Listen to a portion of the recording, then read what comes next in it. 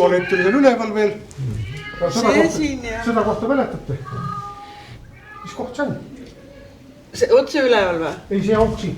Seda aukku ma ei tea, jah. Kas ei ole tuttav ette siis? Kas teile liikvi filmi tõesti pole näinud? Kas sealt kukubki või? Mitte sealt ei kuku, vaid seda ronib üles. Sinna ronib üles või? Sealt viskas õde kõi alla. Tollal filmiti, siis seda parasalt ei olnud, see uues. Aga täpselt siin see Gabriel lebas, ootas oma surma ja siis see õde viskas selle kõie ja siialt ta üles täpselt sinna. Ja seal on mingi uks üleval. See on selline ava, jah, seal tegelikult oli kunagi keskajal ka üks Danske. Mis on nüüd on? Mis on nüüd on teispool siis? Roosa saal. See on see koht, kus meie muusikud praegu ettevalmistu riietud. See on ühiskond, kus kasutamiseks ei ole. No kinni. Ainult eri olukordades seal tehakse väiksed pidusid vahest, söömaaegu, koosviibimisi, mingi väiksemad konverentsi, 25 inimesed selline Roosa saal, ilus saal küll, aga jah, kahjuks ta tavakülastajatel on suletud. Aga kas need müürid on kõik sellest ajast? Jah, need on kõik 14. sajandi teisest poolest. Valmis selline linnus, nagu praegu välja näeb, oli 1381. Ja miks me seda teame, selle sama koha pärast, mis siin on. Juhtus see lugu niimoodi, et 1308, enne seda ühti kirjalikku teadet ei ole. Mis ajal ehitama hakati, neid ei tead, aga 1381 toimus siin kole mõrv. Ehk tolleaegne siis riigipea, ehk selle kiriku riigipea, Läänesaare piiskop, Saareneeme piiskop, Hendrik III mõrvati siin lossis. Ta kägistati ära ja tema keha leiti just nimelt siit. Tollal, nagu ma ütlesin, siia tuli need tualettide kõik need jäänused ja siit see Hendrik III leiti ära kägistatuna. Ja sellest ajast on esimene märge sellest linnusest, see linnus oli valmis.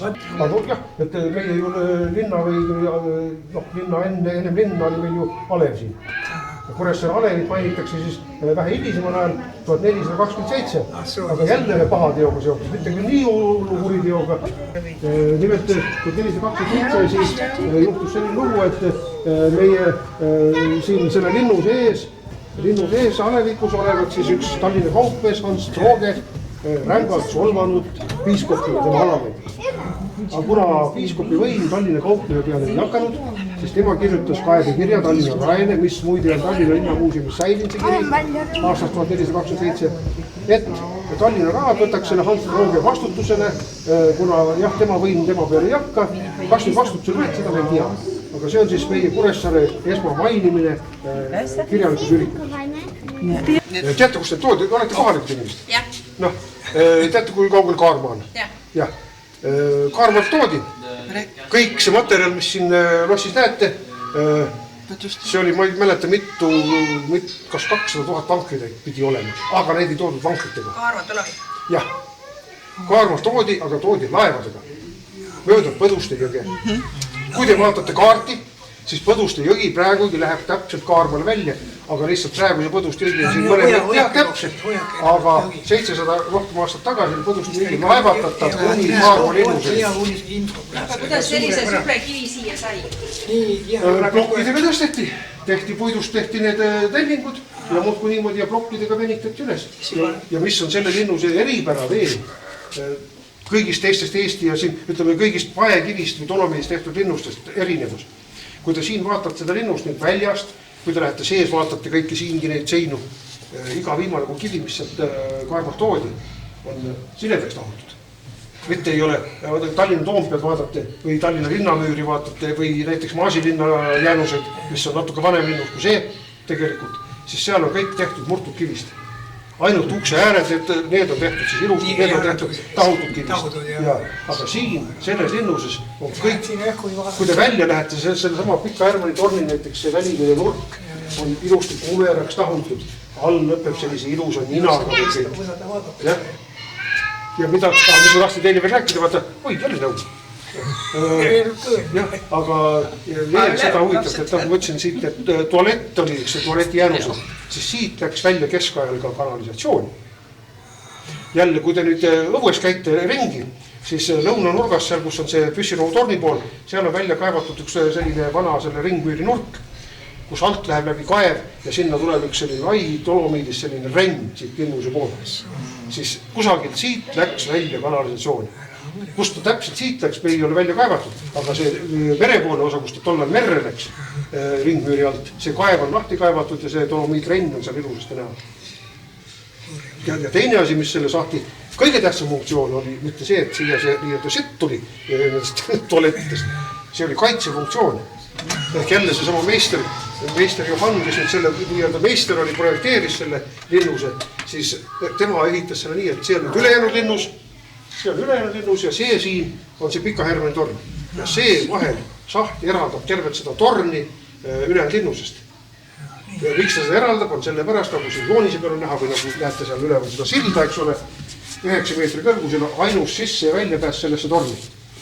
Ja kui oleks juhtunud see, mida siin linnuses õnneks kunagi ei ole juhtunud, et ta nüüd vaenlane oleks vallutanud juba terve linnuse, siis viimased kaitsjad mööda seda silda läksid torni, sild tõsteti üles, uks pandi kinni ja tornis, nagu näete, seal üleval on siis veel tegelikult 4 korrust, kus on säilinud ka keskaegst kaminad igal korrusel.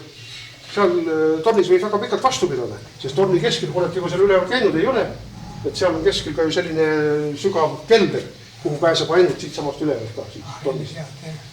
Ja seal hoiti siis tegelikult tavaolukordades nii veevarusid kui ka toiduvarusid.